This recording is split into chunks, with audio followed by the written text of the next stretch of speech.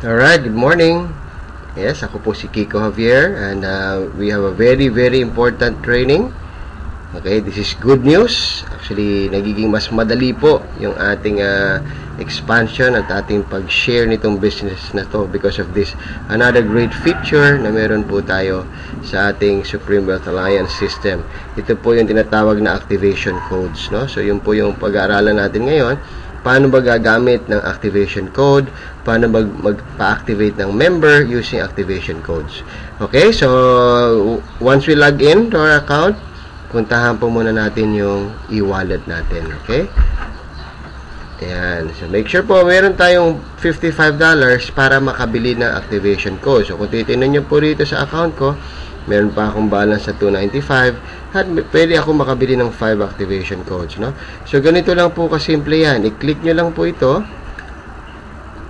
sa transaction type. Pag-click nyo, piliin nyo po itong sa baba, purchase activation codes, then isulat dyan kung ilang activation codes yung bibili nyo. Okay, so and if you click submit, ito po ang lalabas. Actually, kanina po when I was trying, nakabili na po ako ng isa, no? Yan mismo ang lalabas. One activation code, $55, no? So, after that, asa na activation code? Pumunta po tayo dito. Activation codes. Click lang po yan. Ayun, nakalagay po dyan yung security pin at yung user ID.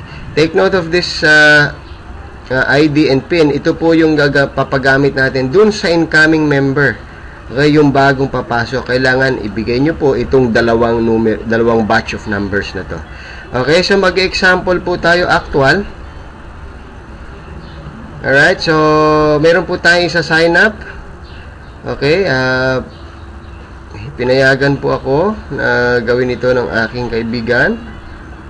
Isa-sign up po natin yung kanyang prospect. Napapasok na po, ano? So assuming gagamitin ng security pin o yung activation code na we just purchased. By the way, hindi po limited ang activation code sa sariling downline. Okay? It could be your crossline, it could be your upline, it could be anybody. No? So, pwede pong ipagamit yan kahit kanino. Kaya nga po, pakiingatan din.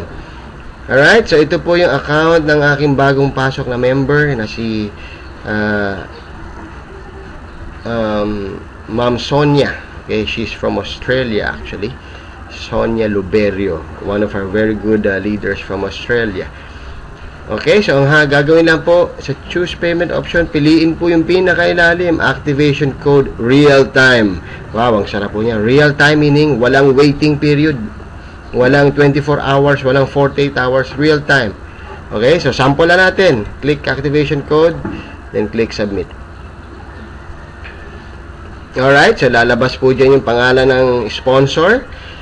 Okay, of course, si Sonia Luberio. Then, ilagay na po natin yung username ng ating bagong member na papasok. So, gusto ko po actual na sample. Makita nyo po, ano?